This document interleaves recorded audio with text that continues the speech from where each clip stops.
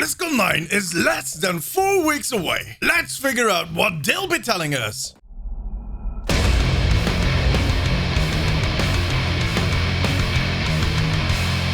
Welcome to the Omnic Recap.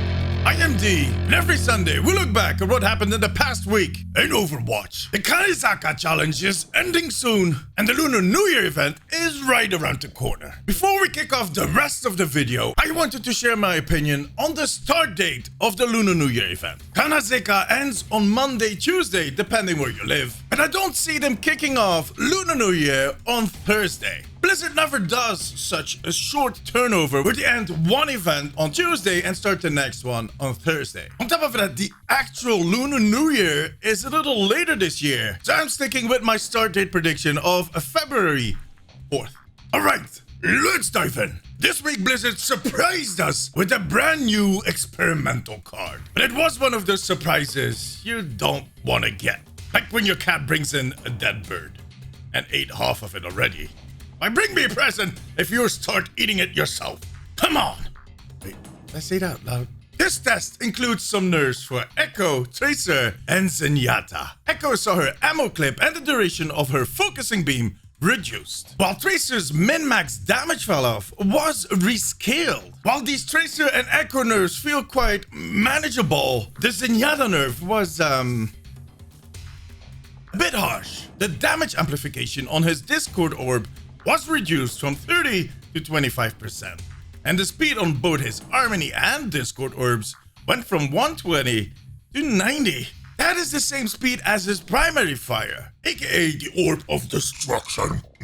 This last one, it worries me, especially on the Harmony orb. In those pinch moments when you need to transfer your orb from one target to the other, that bit of a delay will definitely be an issue. And with the abundance of DPS healers, that pinch, it happens more than you would think. And see, I'm not the only one that is worried. In this week's poll, 66% of my followers said that this nerf was a little too much. We know that Blizzard takes all levels and all data into account when they make these decisions, but they focus on top tier players to figure out what the max potential is of a hero and his abilities. So these nerfs will work as intended and rein in excessive behavior. But on lower levels, these changes make the heroes less fun. And that's just it. Those high level players, they focus on min-maxing, on composition, on strategy, way more than the others do. I think maybe 85% of the players are just playing this game to have fun. And if a hero is not fun to play, it will get sidelined. On top of that, Blizzard really needs to work on their communication about these nerfs. Sure, they had some explanation in the patch notes, but that does not seem to be enough to explain why they make these choices. Look, some transparency wouldn't hurt, especially in the coming months. Keeping people interested in Overwatch is and will remain pretty difficult as we are waiting for Overwatch 2. Anyways, that being said, in a little over 3 weeks, that interest in the game will get a little boost, as on February 19th, BlizzCon Online will be kicked off. An online, all-free, 2-day lasting update frenzy. Now, I wanted to have a look at what we can expect from BlizzCon Online. Well, when it comes to Overwatch, they'll probably do a ton of announcements on other IPs, but that's not why you're here, right? Right? The thing is, you might not like some of the things I have to tell you. But it's good to get better. There is a lot of stuff to look forward to. So bear with me. Bear with me. Bear with me.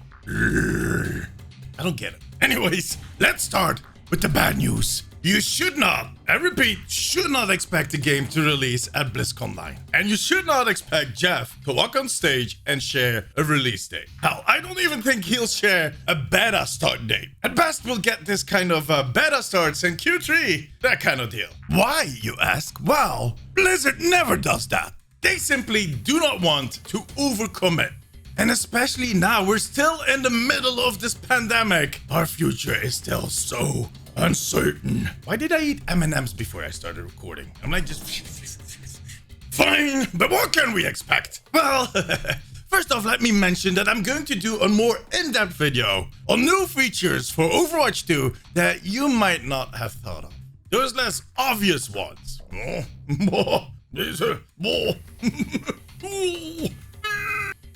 The obvious stuff, of course, being new heroes, for instance. During the announcement back in 2019, they confirmed that Sojourn would be one of the new heroes that would be coming to Overwatch 2. And we can expect the Kanizaka hero to also be revealed at BlizzConline. Maybe even with a nice animated short that includes Hanzo and explains those douchebag glasses. Check this video to learn more about the Kanizaka hero and about Hanzo and his douchebag glasses. But we might see 1 or 2 extra heroes be revealed. Maybe even some fan favorites like the Junker Queen or Moga. Who would you like to see? Let me know in the comments below. And let's make it a drinking game for everyone that says Jetpack Cat. You take a drink. Jetpack Cat.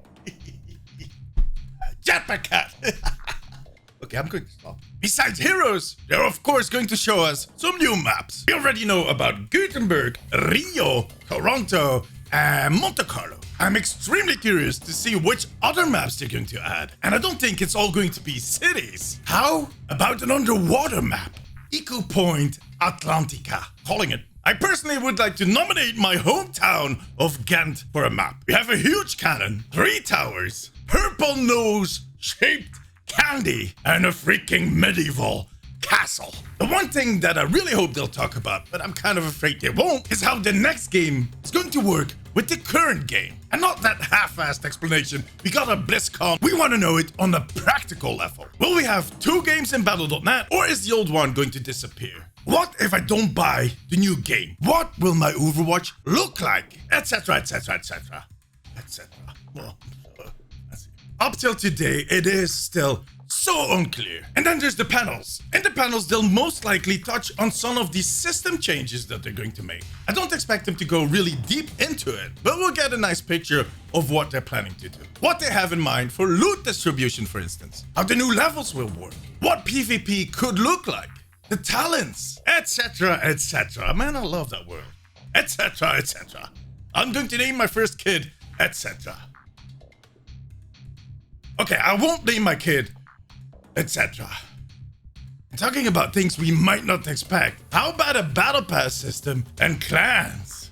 Oh, join the Atomics clan. We have cookies. Another panel could be about reworks. Reworking game modes, reworking maps, reworking heroes. And there could be some really big surprises in there. A 10-man team, for instance. Healing Symmetra turrets. Torb shaving his beard again. Oh, Brigitte retiring because she's joining the Overwatch League talent team.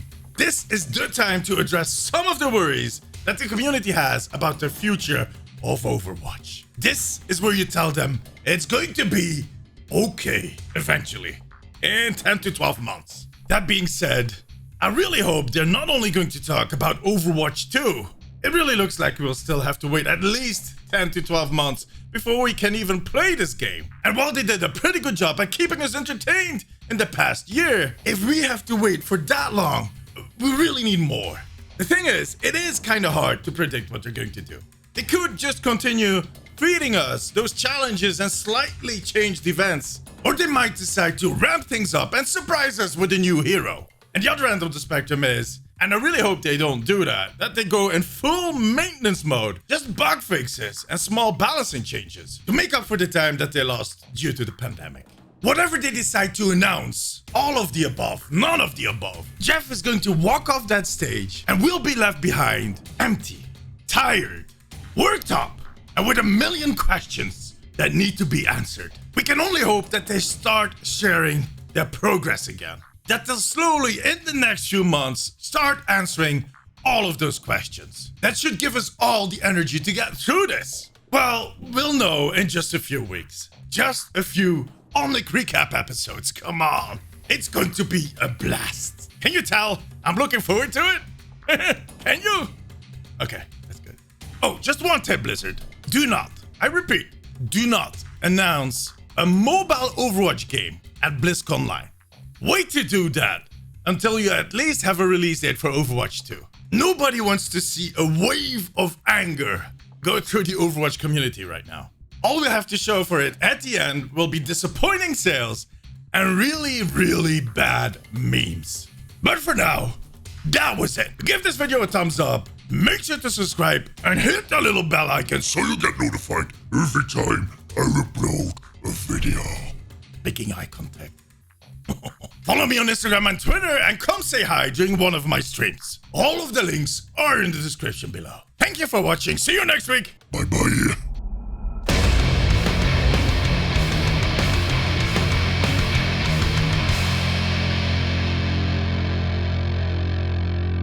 Still making eye contact. Is it creeping you out? Yeah, it's creeping me out too. You look away first. No?